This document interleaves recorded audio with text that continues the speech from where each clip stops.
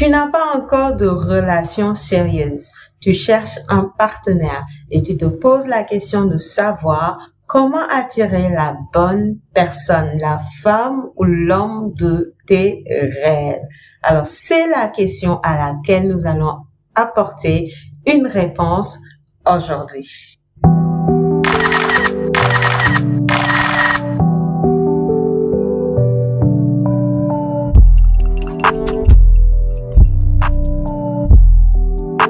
Bonjour à toi, moi c'est Marie-Paul Pierre de Pleinement Soi. Je suis servante de l'Éternel, coach de vie, entrepreneur et présente sur les réseaux comme tu peux tout simplement le voir. Sur ma chaîne YouTube, je te parle d'accomplissement. Je te parle de vivre ta vie de rêve, d'accomplir les promesses, les plans de Dieu pour ta vie, d'entrer tout simplement dans ta destinée prophétique. Si c'est un sujet qui t'intéresse, bien aimé, n'hésite pas à t'abonner et à activer la cloche. Cela va te permettre de recevoir de manière régulière nos contenus et d'être assurément béni parce que comme j'ai l'habitude de le dire, nous ne sommes pas seuls. Le Saint-Esprit est avec nous et il nous accompagne dans tout ce que nous ferons. Alors, bien aimé, comment trouver la bonne personne? Comment attirer à toi la personne de tes rêves? La première clé que je veux te donner, c'est la prière. Bien aimé, toutes les bénédictions que l'on reçoit, on les reçoit à genoux. C'est vrai que Dieu nous fait grâce. Il y a des personnes qui facilement trouvent des ressources, ont trouvé le travail, ont eu un beau parcours scolaire, par exemple. Il y a des choses qu'on reçoit facilement et naturellement, ça c'est sûr. Et c'est Dieu qui décide de nous donner selon sa grâce gratuitement.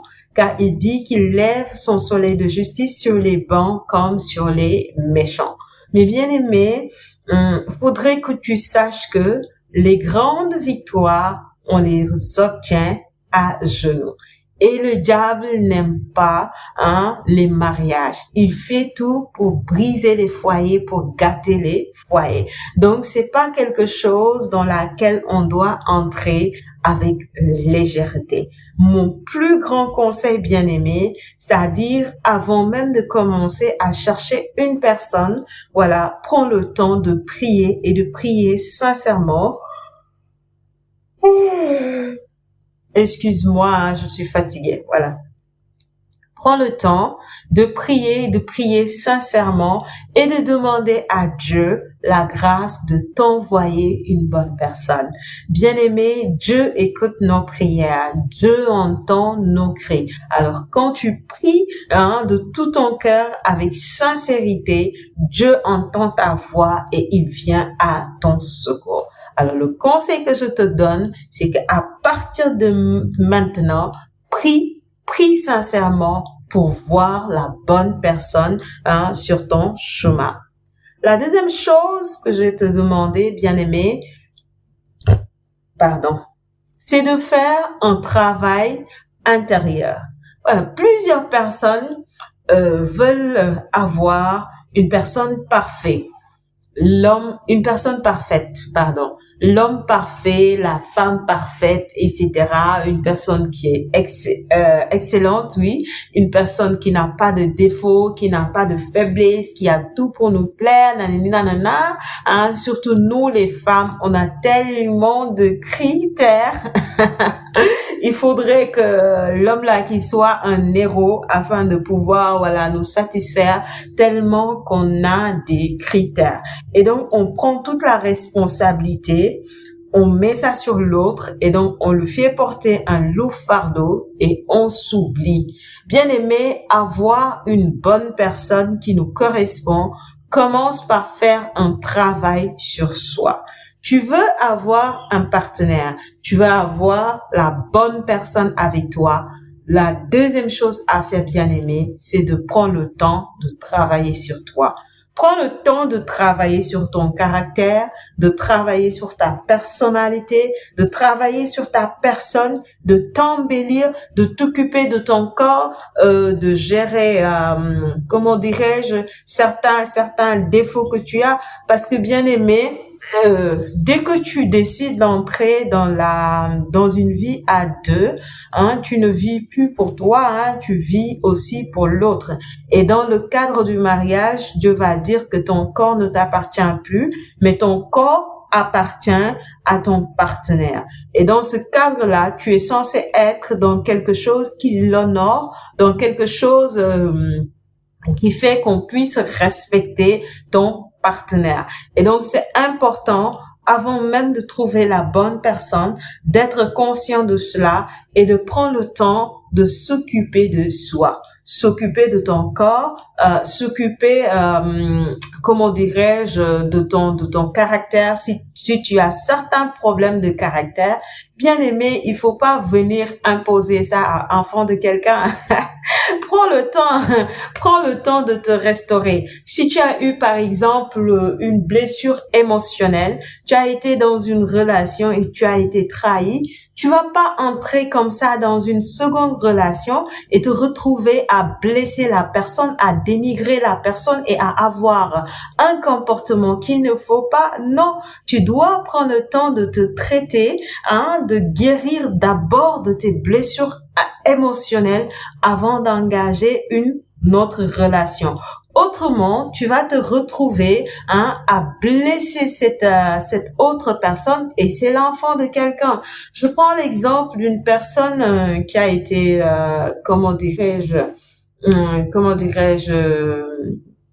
trahie. Je prends l'exemple d'une personne qui a été trahie et ces genres de personnes, ils ont du mal à refaire confiance à nouveau. Et tout cela émane des blessures qu'ils ont reçues. Bien aimé, tu vas pas entrer dans une relation dans cet état parce que c'est là que tu vas voir maintenant des personnes qui vont vouloir H24 contrôler leur partenaire à un tel point, ça devient de l'obsession. Ce qui n'est pas normal, bien aimé. Tu dois prendre le temps, de te restaurer, de guérir d'abord de ta blessure émotionnelle avant d'entrer dans une autre relation. C'est important.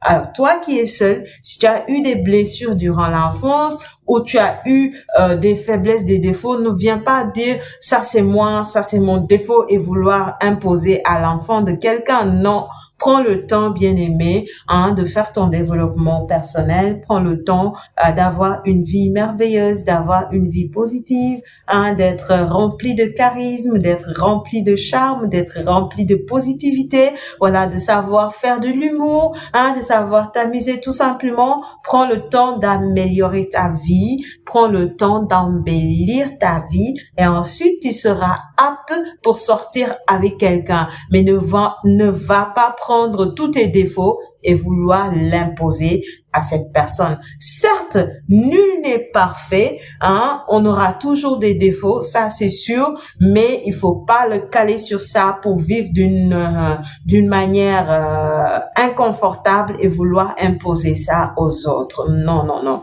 Du moment que tu veux être en couple bien-aimé, la responsabilité t'appartient de t'embellir, d'améliorer ta vie tout simplement pour être une personne, désirable en quelque sorte, une personne avec qui on a plaisir à être en compagnie, hein, tout simplement. Troisième point, c'est de t'ouvrir aux autres. Il y a des personnes qui ont, la personnalité introvertie et ça fait que ces personnes n'aiment pas les rencontres, les rencontres amicales quand il y a trop de monde, ils ne supportent pas.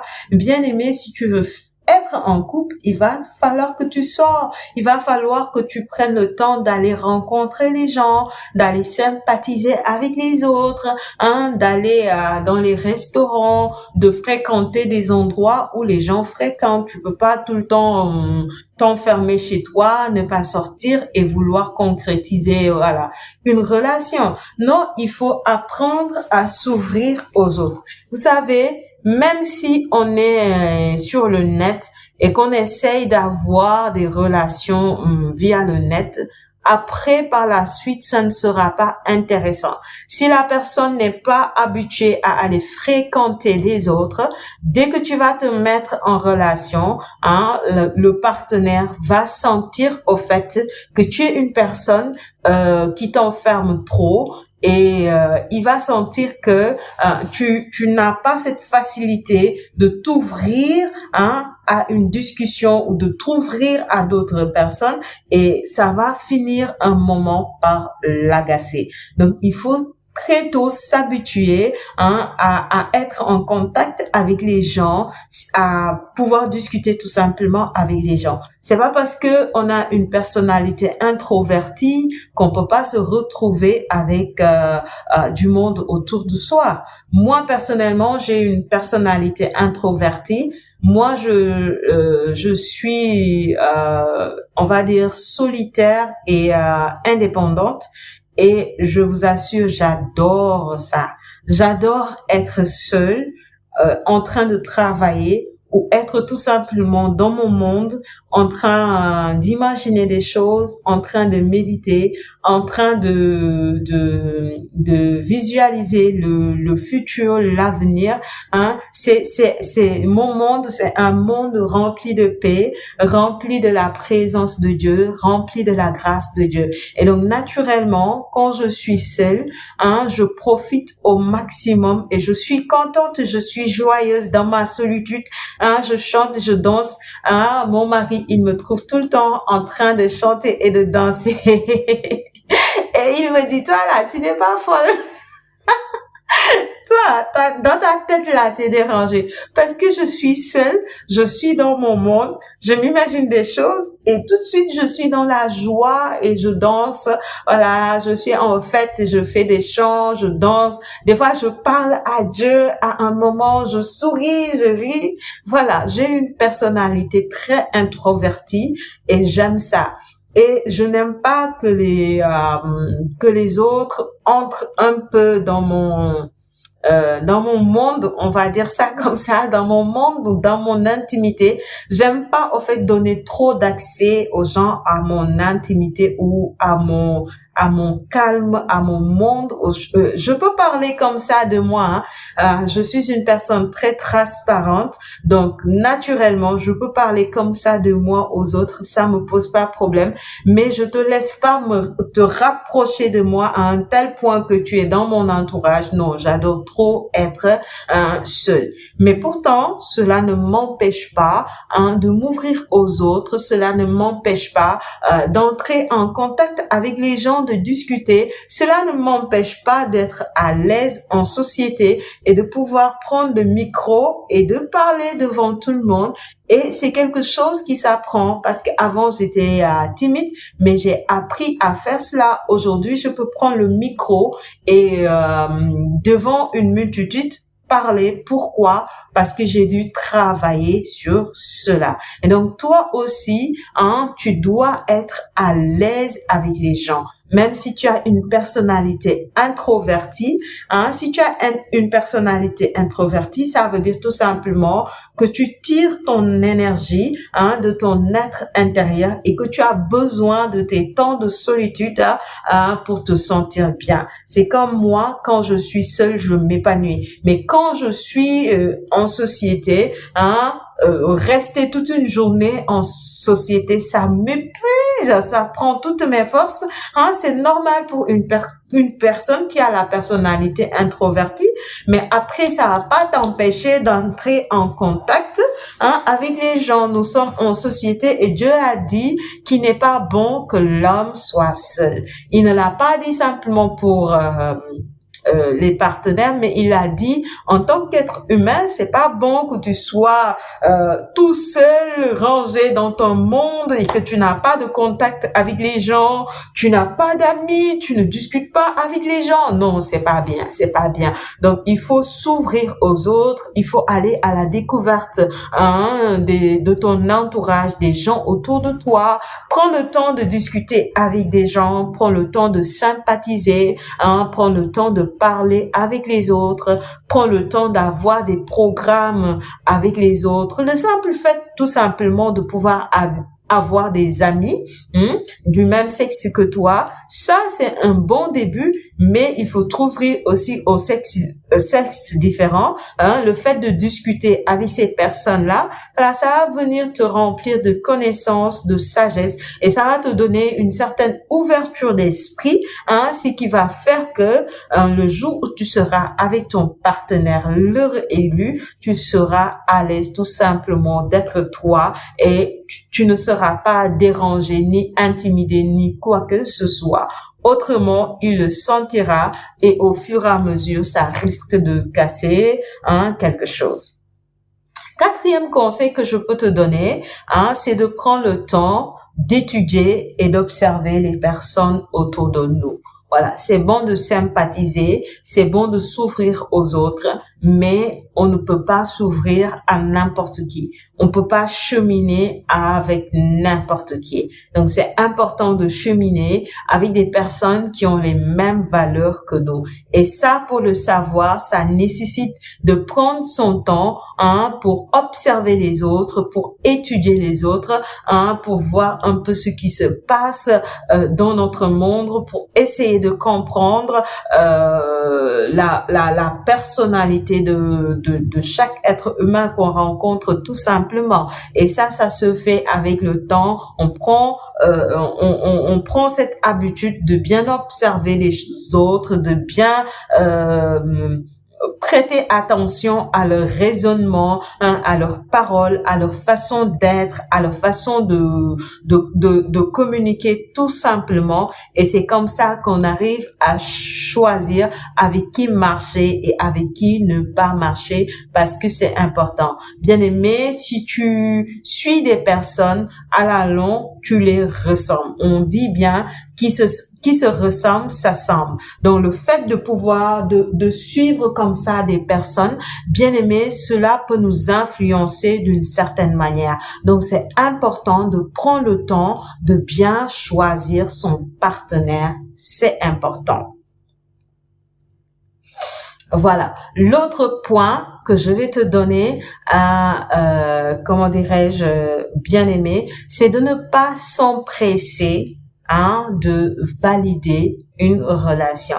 Comme je l'ai dit tout à l'heure, c'est important de prendre le temps d'étudier une personne. Quand tu vois quelqu'un qui te plaît, des fois on ne veut pas perdre l'opportunité qui est là, mais c'est le temps qui nous révèle qui est le bon et qui n'est pas le bon. Donc, il ne faut pas s'affoler, il ne faut pas s'empresser et de faire des choses qu'on va par la suite regretter. Si une personne te plaît, décide d'être tout simplement son ami ou de fréquenter tout simplement la personne et laisse les choses se faire naturellement. Donc, faut pas essayer d'accélérer les choses, faut pas essayer de concrétiser une relation rapidement. Tous ceux qui le font finissent par le regretter. Il faut laisser le temps faire son travail parce que c'est le temps qui nous révèle qui est la personne et c'est comme ça qu'on pourra reconnaître les bons des gens qui ne sont pas forcément les meilleurs. Donc, prends le temps, va en douceur, tu as tout ton temps, n'essaye pas d'accélérer quelque chose, n'essaye pas d'influencer quelque chose ou de faire quoi que ce soit, mais laisse les choses se faire d'elles-mêmes et parce que tu as prié, crois que Dieu te conduit pas à pas et il t'amène vers le bon et ce sera assurément ton partage, bien-aimé. En tout cas, c'est ma prière pour toi et je prie que l'Éternel te remplisse de sa grâce, de sa faveur et que l'Éternel te donne non seulement de trouver la bonne personne, mais également de savoir l'attirer dans ta vie. Que Dieu te bénisse, bien-aimé. Amen.